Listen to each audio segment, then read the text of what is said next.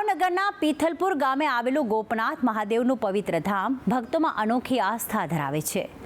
અહીં શિવ, સૂર્ય અને સમુદ્રનો અદ્ભુત સંગમ દ્રશ્યમાન થાય છે। તો લિંગ સ્વરૂપે બિરાજેલા દેવાદિદેવ મહાદેવ ભક્તોની મનોકામનાઓ પૂર્ણ કરે છે તેવી માન્યતા છે।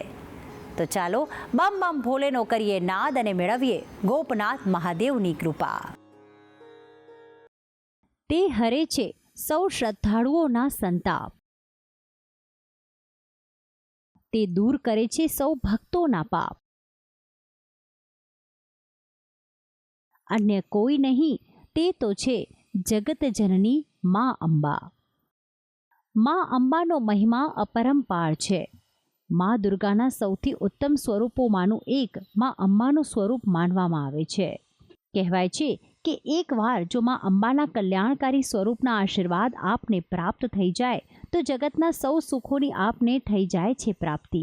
મહેસાણાના વડસમા ગામે પણ મા અંબાનું આવું જ એક કલ્યાણકારી સ્વરૂપ છે બિરાજમાન। મંદિરના મુખ્ય દ્વારથી એક વિશાળ પરિસર પસાર કરીને સૌ ભક્તોને દર્શન થાય છે મા અંબાના આ કલ્યાણકારી સ્થાનકના। મંદિરના ગર્ભગૃહમાં પ્રવેશતા જ મા અંબાનું વાહન સિંહના ભક્તોને દર્શન થાય છે।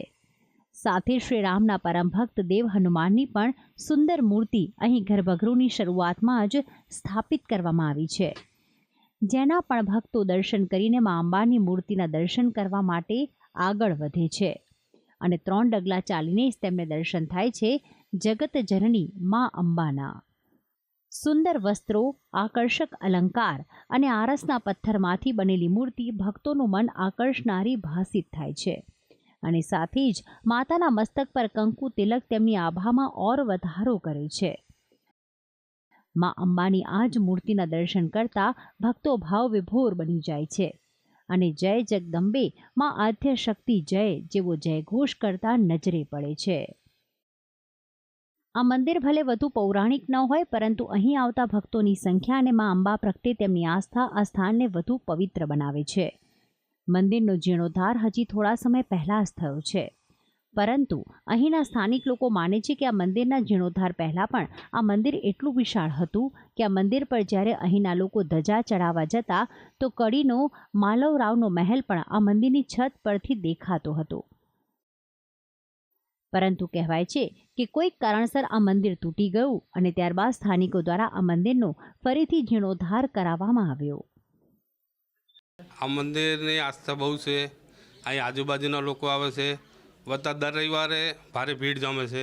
બધા પૂનમના દાડે તો આખું ગામ વિદેશથી બધા જે એક ભાઈ તો બોમ્બેથી અહીં દર પૂનમે આવે છે, એની શ્રદ્ધા માતાજી ઉપર દર પૂનમે અહીં દર્શન કરવા આવે છે।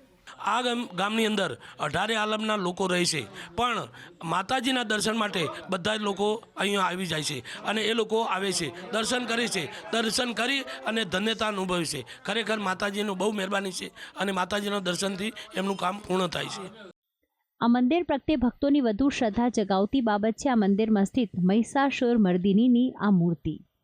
સ્થાનિકોનું કહેવું છે કે આ મૂર્તિ સ્વયંભૂ છે અને મૂર્તિની પ્રતિષ્ઠા સ્વયં જગતગુરુ શંકરાચાર્ય દ્વારા કરાઈ હતી। બસ ત્યારથી જ આ મંદિરની ખ્યાતિમાં ઉત્તર વધારો જ થતો ગયો। મંદિરના એક પૂજારી માટે રૂમ બનાવવાની હતી અને એ રૂમનો પાયો ગોઠતા મહિષાસુર મર્દિનીની મૂર્તિ નીકળી અને નીચેથી 150 રૂપિયા રોણી સાહેબ ચોધરીના રૂપિયા નીકળેલા અને એનાથી પછી તો જગતગુરુ શંકરાચાર્યએ આ મહિષાસુર મર્દિનીની પ્રતિષ્ઠાએ કરી અને જગતગુરુ શંકરાચાર્ય અહીંયા આવેલા અને ગોમહૈણી કરેલી અને ભવ્ય ઉત્સવ કરેલો એ વખત। અને અત્યારે હાલ 13નો ગરબો એની યાદગીરીમાં 13ના દિવસે સ્થાપના કરેલી એટલે 13નો ગરબો એની યાદગીરીમાં થાય છે અત્યારે હાલ ભાદરવા સુદ 13ના દિવસે। આ મંદિરમાં ભક્તોની તમામ મનોકામના મા અંબા પૂર્ણ કરે છે। ભક્તોના ઘરની માનતા, વિદેશ ગમનની ઈચ્છા, સંતાન પ્રાપ્તિની ઘેલછા તમામ મનોકામના અહીં મા અંબાના આશીર્વાદથી પૂર્ણ થતી હોવાની માન્યતા છે। ભક્તિ સંદેશ ન્યૂઝ, મહેસાણા।